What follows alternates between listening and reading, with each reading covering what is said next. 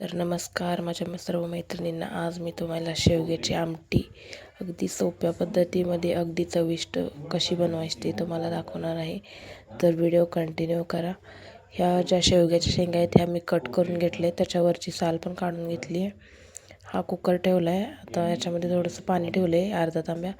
ही डाळ मी स्वच्छ धुवून घेतलेली आहे. आता मी त्याच्यामध्ये टाकून घेते. डाळ सगळी त्याच्यामध्ये टाकून घेते.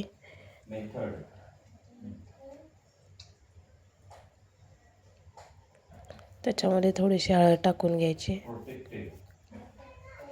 त्याला झाकण लावून घेते. त्याच्यासाठी लागणारं साहित्य: हा कांदा मी बारीक चिरून घेतला आहे, टमॅटो, आलं आणि लसूण मोठं मोठं कुटून घेतले. तर एका पातेल्यामध्ये मी तेल थोडंसं टाकले. ते तेल तापल्यानंतर त्याच्यामध्ये मोहरी व जिरे तडतडल्यानंतर त्याच्यामध्ये आपण आता बारीक चिरलेला कांदा टाकून घेते.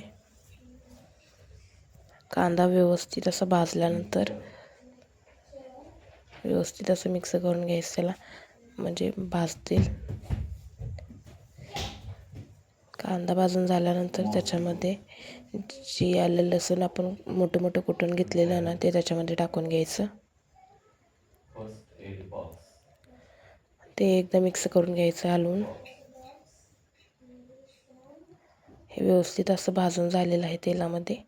तर त्याच्यामध्ये आपण बारीक चिरलेला जो टोमॅटो होता ना, त्याच्यामध्ये टाकून घ्यायचा आहे. हा टोमॅटो टाकून घेतला मी.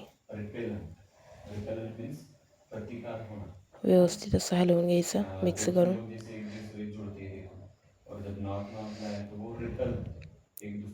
हे मिक्स करून घेतल्यानंतर हे आता व्यवस्थित तेलामध्ये शिजलेलं आहे. तर त्याच्यामध्ये आता आपण चवीनुसार मीठ टाकून घ्यायचं आहे. ही चटणी घरचा मसाला आहे ना, तो त्याच्यामध्ये मी टाकून घेतला.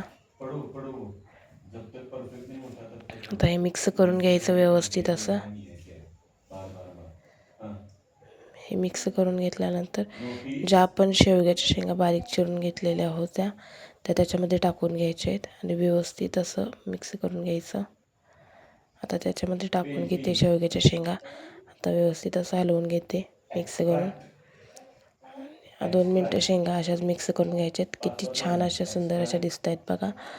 तर त्याच्यामध्ये मी अर्धा तांब्या पाणी टाकलेलं आहे 5 मिनटं शिजण्यासाठी.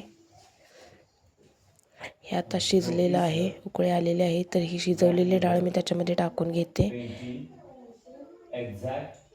डाळ त्याच्यामध्ये टाकून घेतल्यानंतर व्यवस्थित असं मिक्स करायचं.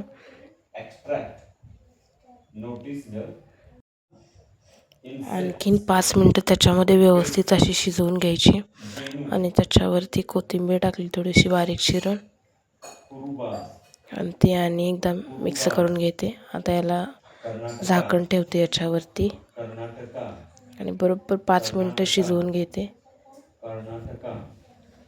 ही बनलेली आहे आपली शेवग्याच्या शेंगाची आमटी. तर ही आमटी आपण भातासोबत खाऊ शकतो, चपातीसोबत खाऊ शकतो. तर व्हिडिओ आवडल्यास लाईक करा, शेअर करा, सबस्क्राईब करा. Bye bye.